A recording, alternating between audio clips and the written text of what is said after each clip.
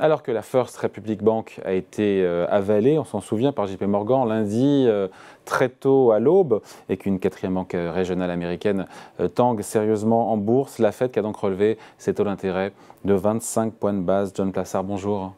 Bonjour David. Salut John pour la banque Mirabeau. Est-ce que c'est pas c'est la question que je me suis posée. Est-ce que c'est pas la hausse de taux de trop de la part de la Fed alors qu'on a la PacWest, la Pacific West Western Bank qui est dans la tourmente? Est-ce qu'elle était vraiment utile, nécessaire cette 10e hausse de taux de la Fed?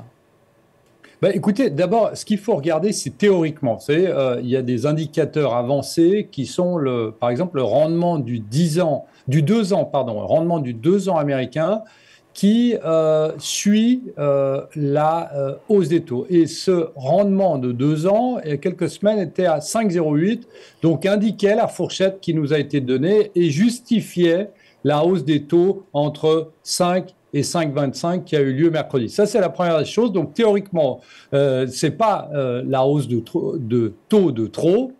Mais deuxièmement, la problématique, c'est que la Réserve fédérale américaine, en relevant ses taux, vous l'avez dit, à 10 reprises, c'était la plus forte et rapide hausse de taux depuis au moins 40 ans, eh bien, n'avait certainement pas vu qu'il pouvait y avoir des effets secondaires qui allaient au-delà, notamment, de l'impact sur l'immobilier, par exemple avec les taux hypothécaires, sur les prêts, sur les voitures, sur les cartes de crédit, etc.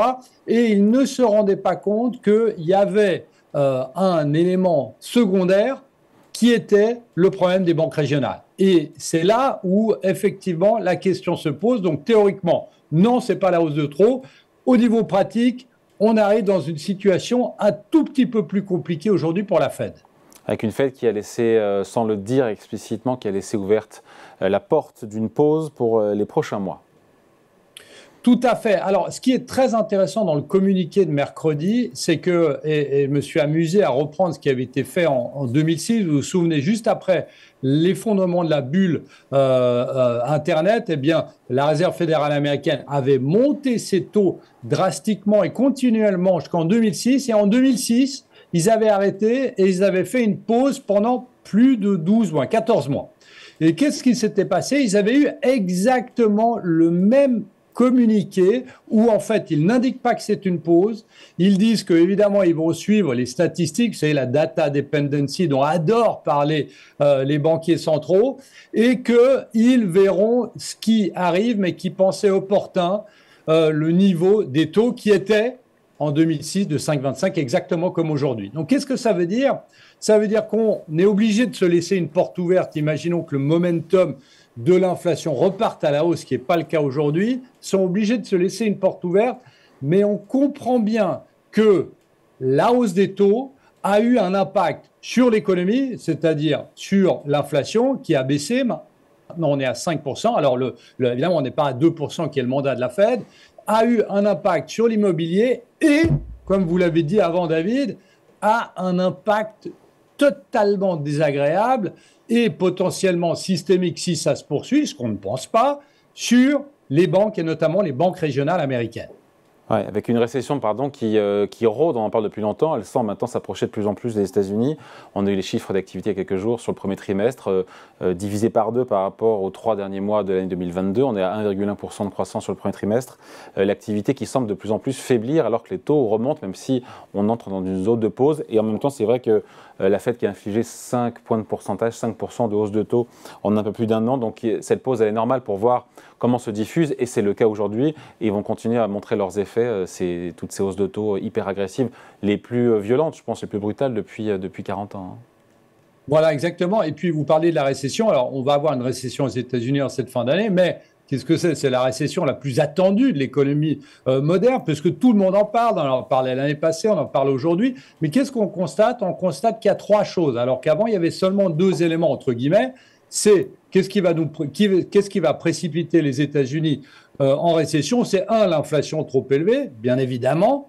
2, la hausse des taux d'intérêt, bien évidemment. Et troisièmement, on revient sur le même sujet d'avant, David, eh bien, c'est le fait que les entreprises, les nouvelles pousses, et donc les start-up américaines, ont de plus en plus de mal de trouver des financements et financements qu'ils trouvaient à travers les banques régionales américaines. Et vous avez une société comme Goldman Sachs, par exemple, qui disent que le manque d'accès au financement de ces startups pourrait coûter à l'économie américaine 1 point de pourcentage.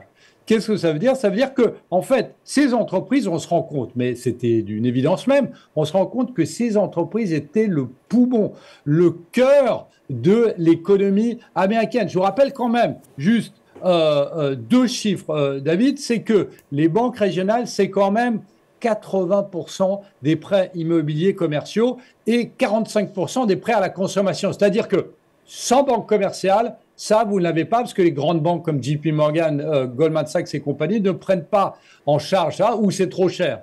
Donc, on est dans une situation où on a l'inflation, la hausse des taux d'intérêt et le manque d'accès au financement pour les startups qui va précipiter l'économie américaine en récession. Ouais, donc il n'y a pas besoin pour la Fed d'en faire plus puisque cette déroute bancaire, en tout cas des banques régionales américaines, fait le job indirectement.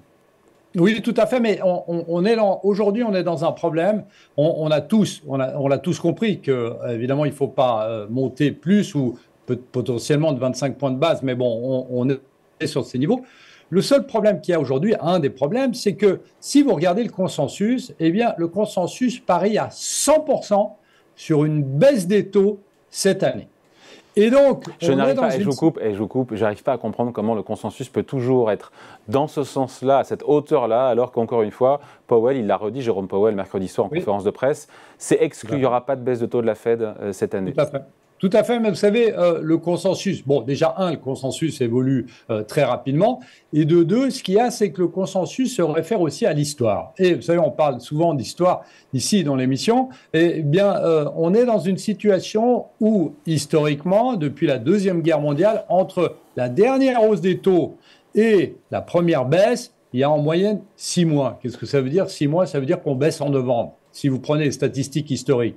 Évidemment, on a l'impression que cette année, ce n'est pas la même chose. Évidemment, Jérôme Powell, comme vous l'avez dit exactement, tient le même discours, exactement le même depuis août dernier, Jackson Hole, en disant on ne va pas baisser les taux, on va les mettre assez haut, on va faire une pause, etc. Qui aura raison alors au final? Est-ce que c'est l'histoire ou est-ce que c'est ce que nous dit Jérôme Powell aujourd'hui? Alors, selon moi, le consensus se trompe. Selon moi, c'est Jérôme Powell qui a raison. Et en faisant référence, et on avait fait une émission là-dessus, David, à Paul Volcker, donc le président de la Fed au début des années 80, qui avait monté ses taux pendant très longtemps pour casser l'inflation, qui est le maître à penser de Jérôme Powell, eh bien, on a vraiment l'impression que Jérôme Powell ne va pas changer retourner sa veste, pardon. Et surtout, il y a une chose qui est très importante, c'est que on est, comme je disais avant, dans une situation où le consensus peut changer rapidement, et à mon avis va changer rapidement, mais évidemment, si on se retrouve dans une situation où, puisqu'on parlait du secteur bancaire avant, on a une grosse banque américaine qui est dans une situation très, très délicate, imaginons ce cas-là, eh bien, la Fed sera peut-être obligée, dans ce cas-là, de baisser les taux. Mais ce n'est pas le cas aujourd'hui, ce n'est pas la prévision qu'on a. Évidemment, certaines banques régionales américaines vont continuer de faire défaut, mais on n'est pas dans le cas d'un risque systémique aujourd'hui qui pousserait la Fed à baisser ses taux. Aujourd'hui, nous parions sur une stabilisation des taux au moins jusqu'à la fin de l'année et on parie aussi sur le fait que le consensus va lui changer, va retourner sa veste. Allez, merci beaucoup. Point de vue signé John Plassard pour la Banque Mirabeau. Merci John, salut. Merci David.